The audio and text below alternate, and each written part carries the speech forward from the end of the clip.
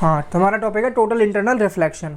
तो ये मान लो एक ग्लास का स्लैब है जिसमें लाइट रे अंदर पहले से चल रही है। हम उस सिचुएशन की बात कर रहे हैं जिसमें लाइट पहले से चल रही है। तो लाइट रे इसमें, लाइट रे यहाँ पर है, मान लो यहाँ पर हमने लाइट का एक सोर्स लगाया हुआ, टॉर्च लगाई हुई है। तो लाइट रे यहाँ से चल कर आई और इसके सरफेस से बाहर निकलने की इसने कोशिश की, है ना।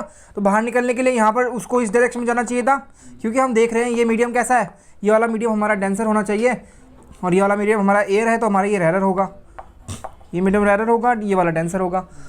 तो लाइट रे को इस डायरेक्शन में जाने की जगह वो क्या करेगी, नॉर्मल थोड़ा और दूर हट जाएगी, तो वो इस डायरेक्शन में ऐसे हट जाती है। ये वाला एंगल ऑफ इंसिडेंस आई हो गया, ये वाला एंगल ऑफ रिफ्रैक्शन आर हो गया, ठीक है। अब हम क्या करते हैं, एंगल ऑफ इंसिडेंस को थोड़ा सा बढ़ा कर देखते हैं, यानी हम सोर्स को थोड़ा सा नीचे कर देंगे। तो लाइट रे ऐसे जाएगी, लेजर लाइट मान लीजिए इसको, है ना। तो ये लाइट रे ऐसे जाएगी, ऐसे थोड़ा सा एंगल बढ़ जाएगा। हमने क्या किया, सोर्स को थोड़ा सा नीचे कर दिया, तो लाइट रे को हमने ऐसे भेज दिया और यहाँ पर डाल दिया नॉर्मल। लाइट रे को जाना चाहिए ऐसे, पर वो जाती कैसे है, ऐसे जाती है। यानी एंगल ऑफ इंसिडेंस जब इतना है तो एंगल ऑफ रिफ्रैक्शन इतना है, यानी बड़ा है इससे काफ़ी, है ना।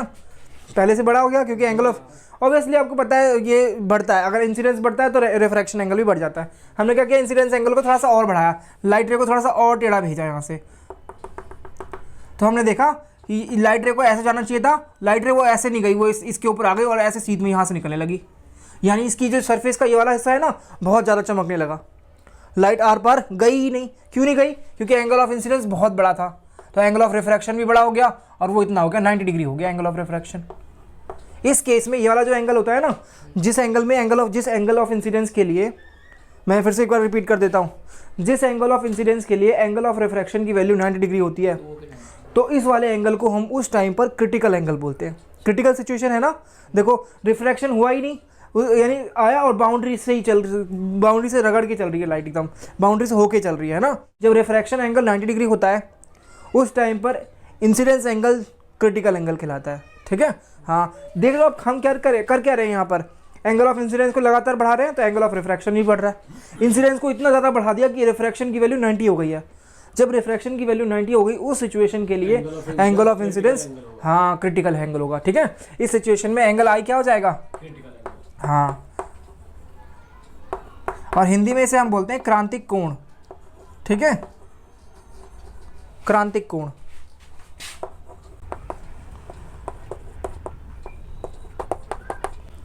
अब एक सिचुएशन हम और लेते हैं, अब हम थोड़ा सा और बढ़ा देंगे एंगल को, तो क्या होगा आप मुझे बताइए।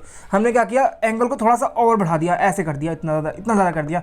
यहाँ पे हमने नॉर्मल बनाया, तो लाइट रे का जो एंगल ऑफ रिफ्रैक्शन, लाइट रे को ऐसे जाना चाहिए ना, पर वो नॉर्मल से दूर हटती है, यानी वो इतना हो जाता है, यानी एंगल ऑफ रिफ्रैक्शन इतना बड़ा हो चुका है। अब आप बताइए, लाइट रे तो आर पार गई नहीं और इंटरनली टोटल रिफ्लेक्ट हो गई, तो इसी फिनोमेना को हमने क्या नाम दिया, टोटल इंटरनल रिफ्लेक्शन, है ना। यहाँ पर क्या होना चाहिए था, रिफ्रैक्शन होना चाहिए था, पर हुआ क्या, रिफ्लेक्शन हुआ ना। यानी हम तो ये सोचते हैं कि ये कांच है तो इसके आर पार लाइट को हमेशा जाना चाहिए, पर कोई एक पर्टिकुलर एंगल ऐसा होता है, जिस एंगल को हमने यहाँ पे आई लिया है तो ये वाला एंगल अपने आप ही आर हो गया। आर की वैल्यू इतनी ज़्यादा हो चुकी है क्योंकि एंगल ऑफ इंसिडेंस बहुत ज़्यादा कर लिया हमने। एंगल ऑफ इंसिडेंस इतना ज़्यादा हो जाता है कि एंगल ऑफ रिफ्रैक्शन इतना बड़ा हो जाएगा कि लाइट आर पार ही नहीं निकलती, जिस मीडियम में है उसी मीडियम में वापस लौट जाती है, इंटरनली लौट जाती है ना। ये चीज़ का सबसे ज़्यादा कहाँ पर होती होगी, सोचो, डायमंड में होती होगी ना। डायमंड में लाइट होती है, मान के चलो मैं डायमंड को ऐसे बनाता हूँ,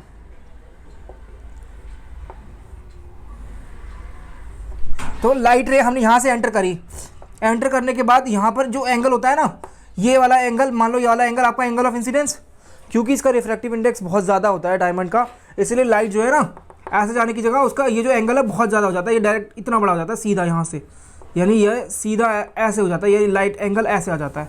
नॉर्मल लाइन ये है, ये ऐसा आ जाता है, यानी लाइट इंटरनली रिफ्लेक्ट हो जाती है, इसलिए डायमंड फिर क्या होता है, यहाँ से टकराती है, यहाँ से हम इसको अलग अलग एंगल पे कट करते हैं। डायमंड को आपने देखा, डायमंड को तराशा जाता है ना, तो उसको अलग अलग एंगल पे कट करते हैं। यहाँ टकराई, यहाँ टकराने के बाद क्या होगा, यहाँ से फिर से टोटल इंटरनल रिफ्लेक्शन, तो लाइट अंदर ही अंदर बाउंस करती रहती है, तो ये क्या होता है, डायमंड बहुत देर तक शाइन करता रहता है। अल्टीमेटली लाइट को निकलना ही पड़ेगा, क्योंकि आपने पढ़ा ये चीज़ कि कभी भी टोटल रिफ्लेक्शन नहीं हो सकता और कभी भी टोटल क्या कहते हैं, एब्जॉर्प्शन नहीं हो सकता। लाइट पूरी तरह से एब्जॉर्ब भी नहीं होती और पूरी तरह से रिफ्लेक्ट भी नहीं होती हर बार की, है ना।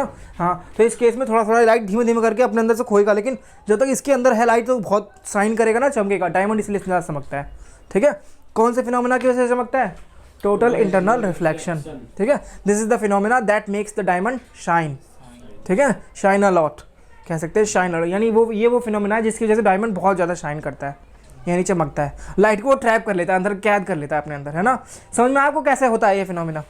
एंगल ऑफ इंसिडेंस बढ़ता जाएगा तो एंगल ऑफ रिफ्रैक्शन ही बढ़ेगा, रिफ्रैक्शन बढ़ता जाएगा तो एक सिचुएशन ऐसी जाएगी जिसमें ये 90 डिग्री के बराबर हो जाएगा, हमने और बढ़ा दिया तो रिफ्रैक्शन होगा ही नहीं, तो टोटल लाइट अंदर ही अंदर रह जाएगी, है ना। फिर इसके बाद अगर यहाँ से टकराने के बाद फिर से टोटल हो जाए तो ये लाइट अंदर ट्रैप हो जाएगी, है ना।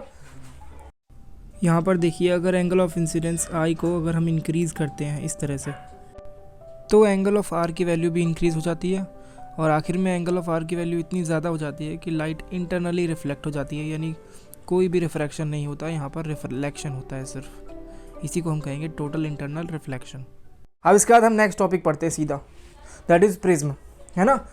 प्रिज्म कैसे कलर्स को डिस्पर्स कर देता है, यानी खोल देता है। एक लाइट वाइट कलर की लाइट आती है सन से, अगर हम उसके सामने प्रिज्म रख दें तो प्रिज्म क्या करता है, उस लाइट को 7 रंगों में विभाजित कर देता है, यानी 7 रंगों में तोड़ देता है। असल में इसका मतलब क्या हुआ, इसका मतलब ये हुआ कि सन से जो लाइट आ रही है वो कॉम्बिनेशन है 7 रंगों का, है ना। और वो रंग सातों के सातों रंग कैसे आ रहे हैं, एक दूसरे के पैरेलल आ रहे हैं। जब लाइट रे के सारे कलर जो है ना, सारे कलर की जो लाइट है, अगर वो पैरेलल आए ना तो वो हमें वाइट कलर की दिखाई देगी, अगर पैरेलल ना आए तो सारे कलर अलग अलग दिखाई देंगे। तो प्रिज्म क्या करता है, इनके पैरेलल वाले सीन को ही बिगाड़ देता है।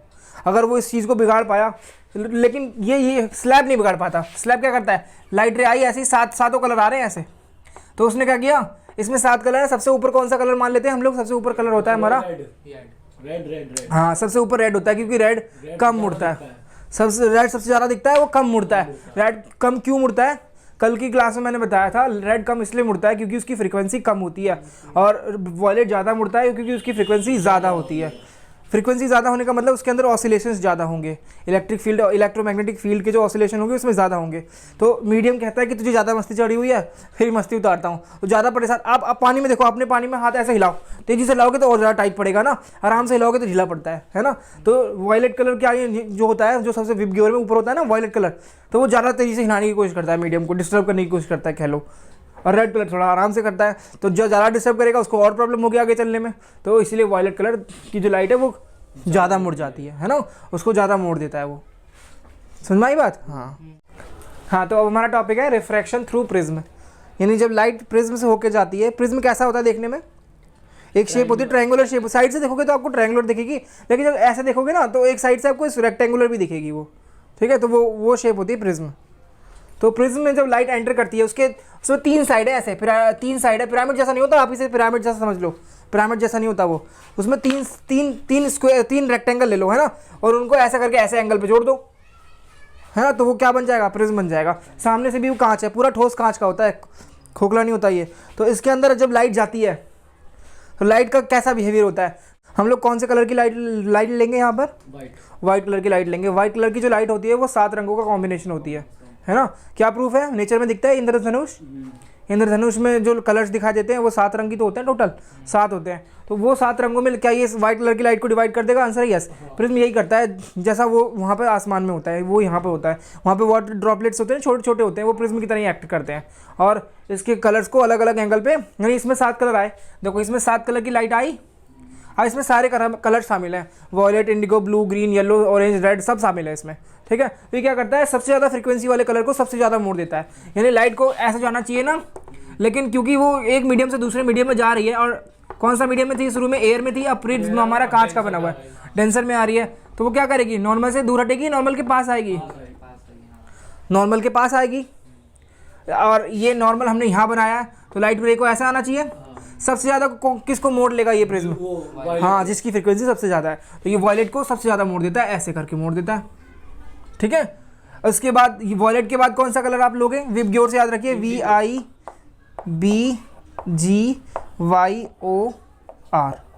ठीक है। तो ये 7 कलर होते हैं, 7 कलर की लाइट से मिलकर बनती है एक वाइट कलर की लाइट, जो सनलाइट होती है। सनलाइट में 7 कलर शामिल होते हैं। तो मैं इस दिखने वाले स्पेक्ट्रम की बात कर रहा हूँ, जो स्पेक्ट्रम हमें दिखता है, जो कलर की लाइट हम देख सकते हैं, हर कलर को हम देख नहीं सकते। अल्ट्रा वायलेट लाइट जो होती है ना, उसका कलर हम नहीं पहचान सकते। कलर मैंने बताया था, कलर का क्या मतलब होता है, एक डिफरेंट कलर का मतलब होता है एक डिफरेंट फ्रीक्वेंसी वाली लाइट, ठीक है। अगर उसकी फ्रीक्वेंसी कम होती है तो हमें वो रेड दिखता है, फ्रीक्वेंसी ज़्यादा होती है तो हमें क्या दिखता है, हाँ, वायलेट दिखता है। क्योंकि हमारे आंखों का इंस्ट्रूमेंट है, वो पहचान लेता है। ज़्यादा बार उसने रेटिना को क्या कहते हैं अपने इलेक्ट्रिक फील्ड से टच किया, उसकी फ्रीक्वेंसी ज़्यादा महसूस हुई हमारे रेटिना को, तो वो कहता है ये वाला वॉयलेट है, और कम बार महसूस हुई तो उसको बताया था ये वाला रेड है। इसी तरह से पहचानता है। और जिसको थोड़े से कलर ब्लाइंडनेस होती है, उसका मतलब उसका वो वाला इंस्ट्रूमेंट थोड़ा ठीक से काम नहीं कर रहा है ना, वो उस फ्रीक्वेंसी और फ्रीक्वेंसी के बीच में डिफ्रेंशिएट नहीं कर पा रहा है ना, दो फ्रीक्वेंसी है, दोनों को वो एक ही समझ रहा है ना, तो उस सिचुएशन में कलर ब्लाइंड बोलते हैं उन लोगों को, है ना। तो हम लोग यहाँ पे पढ़ते हैं फिलहाल। सबसे पहले वॉयलेट के बाद इंडिगो कलर को उसने थोड़ा सा मोड़ा, यानी उसने इतना मोड़ दिया। फिर उसके बाद ब्लू कलर आया, ब्लू कलर को और इतना मोड़ दिया, यानी मोड़ता वो सबको है, क्योंकि ये सेकंड मीडियम है और ये हर कलर की लाइट को मोड़ेगा, सबको मोड़ता है। इसको भी मोड़ दिया, ग्रीन को भी मोड़ दिया, ग्रीन को भी मोड़ा, येलो को भी, उसके बाद ऑरेंज को भी और रेड को भी, यानी सभी कलर की लाइट को उसने मोड़ दिया। तो इनके बीच का एंगल अलग अलग हो गया। स्लैब क्या करता है, देखिए स्लैब क्या करता है, याद रखना है अलग अलग एंगल पे मुड़ा है। इसका एंगल आप देखो इतना है, इस वाली कलर की लाइट का एंगल देखो इतना है, इस वाली का एंगल इतना है। अलग अलग कलर की लाइट का एंगल अलग अलग, एंगल ऑफ रिफ्रैक्शन अलग अलग है ना, हाँ, इसीलिए ये अलग अलग कलर हमें अलग अलग दिखाई देते हैं। स्लैब में ऐसा नहीं होता। स्लैब ने क्या किया, इसमें मान लो वाइट कलर की लाइट है स्लैब में, तो ये सारे कलर को मोड़ता है, और उसने क्या किया, इसमें सारे कलर वॉयलेट को ऐसे मोड़ा, इंडिगो को भी ऐसे ही मोड़ा, ब्लू को भी ऐसे ही मोड़ा, ग्रीन को भी ऐसे ही मोड़ा, येलो को भी ऐसे ही मोड़ा, और ऑरेंज को भी ऐसे ही मोड़ा, और रेड को भी ऐसे ही मोड़ा। यानी हर सब सारे कलर की लाइट को कैसे मोड़ा, ऐसे ही मोड़ दिया, एक ही डायरेक्शन में मोड़ दिया, यानी एक दूसरे के पैरेलल मोड़ दिया, एक दूसरे के पैरेलल मोड़ दिया। तो हमें यहाँ से जो निकलेगा वो क्या दिखेगा निकलता हुआ, सिंगल वही जो रे यहाँ से गई थी वाइट कलर की, और यहाँ से निकलने वाली भी कौन सी है, वाइट कलर की। हाँ, तो प्रिज्म क्या होता है, अलग अलग एंगल पे मोड़ता है, वो अलग अलग एंगल पे मोड़ता है। जब निकलता है इससे बाहर लाइट, तो जब वो निकलेगी तो कैसे निकलेगी, देखो ये लाइट मान लो सबसे पहले हम लेते हैं वॉयलेट वाली को, तो वॉयलेट यहाँ से निकलना चाहती है, उसकी डायरेक्शन ये है निकलने की, पर वो ऐसे नहीं निकल सकती ना। हाँ, अब वो नॉर्मल से दूर हटेगी, नॉर्मल से दूर हटती है। देखो ये हमारी लाइन, ये नॉर्मल है, ये हमारी इसकी इनिशियल डायरेक्शन है, और वो इधर से नॉर्मल से और दूर हट जाती है। पहले तो वो दूर है ही नॉर्मल से, और दूर हट जाती है, यानी एंगल ऑफ रिफ्रैक्शन इतना हो जाता है। सेम सारी कलर की लाइट के साथ होगा, मैं सबका बना नहीं रहा, सबका ऐसे हो जाएगा। यानी ये हमें सारे कलर ऐसे सेपरेट होते हुए, यहाँ पर स्क्रीन यहाँ पर हमने लगाया पर्दा, और पर्दे पर हमें इंद्रधनुष दिखाई देता है। इंद्रधनुष के सातों रंग यहाँ पर दिखाई देते हैं।